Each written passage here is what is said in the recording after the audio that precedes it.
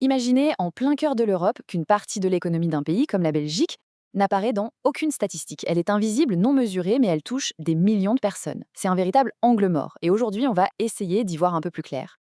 Bon, on plonge tout de suite. Cette phrase-là, elle vient d'une analyse très sérieuse de la Cour des comptes belge. On ne parle pas d'une rumeur ou d'une spéculation, là. C'est un fait inscrit dans le budget.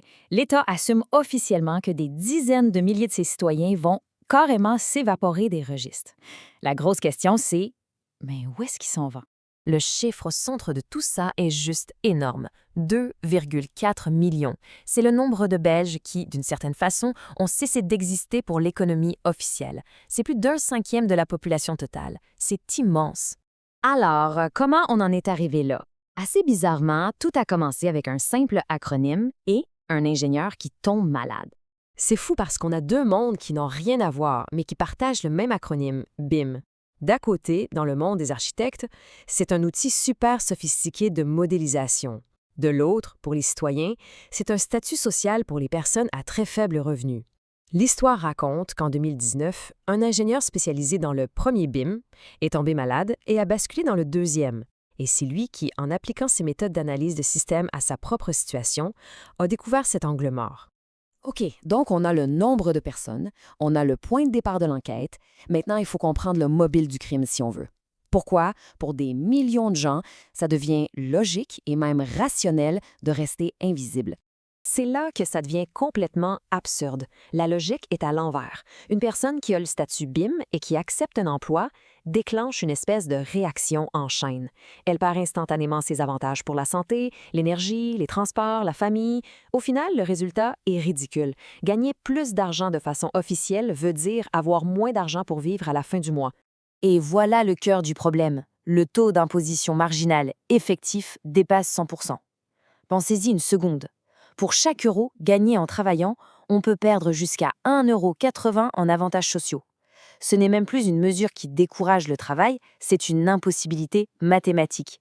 Le travail déclaré devient tout simplement irrationnel d'un point de vue économique.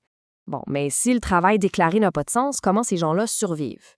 C'est là qu'on arrive au comment de ces mystères. Il existe une sorte de faille légale qui a créé le cadre parfait pour une immense économie parallèle. Et la pièce maîtresse du casse-tête, c'est ça. Une loi de 2005 sur le volontariat. Cette loi permet à n'importe quel citoyen de recevoir une compensation qui n'est pas imposable pour du bénévolat. Ça peut aller jusqu'à presque 1 700 € par année. C'est le mécanisme parfait, tout à fait légal, qui donne un cadre à toute cette activité économique alternative. Et cette économie, elle n'est pas du tout abstraite. En fait, elle est partout, juste sous nos yeux. Les repères cafés où on fait réparer nos objets, les jardins communautaires, les banques alimentaires, les donneries où on s'échange des vêtements, les coopératives agricoles. Tout ce réseau immense fonctionne en grande partie grâce à ce statut de volontaire. Et là, tenez-vous bien parce que l'échelle potentielle de tout ça est juste renversante. Si on multiplie les 2,4 millions de personnes par l'allocation maximale permise, on arrive à une valeur économique potentielle de plus de 4 milliards d'euros par année.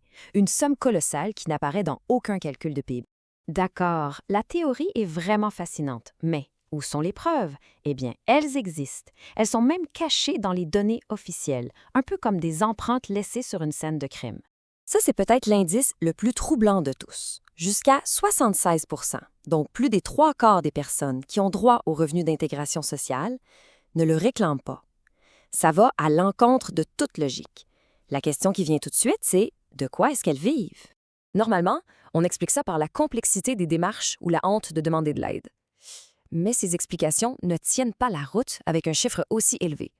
Un phénomène de cette ampleur, ça suggère fortement qu'il y a d'autres systèmes de soutien, des systèmes alternatifs et non officiels qui rendent cette aide de l'État moins indispensable.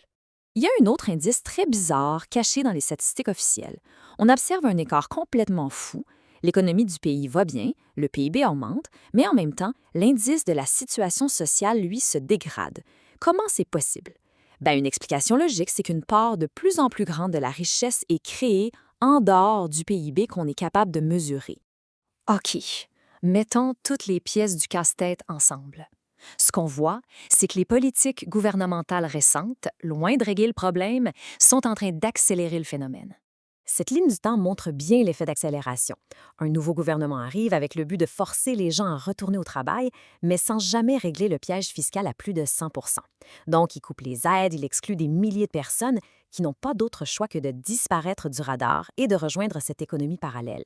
Le résultat, c'est une collision inévitable, une dette publique qui explose et une population invisible qui pourrait atteindre 3 millions de personnes d'ici 2030. Et tout ça nous amène à la question finale de cette analyse. Si un quart de la population d'un pays est poussée de manière tout à fait rationnelle à ne rien déclarer, qu'on leur donne un cadre légal pour le faire et qu'ils regardent l'État s'endetter de plus en plus, à quel moment est-ce qu'on arrête de parler d'un angle mort pour commencer à se demander si ce n'est pas une stratégie ?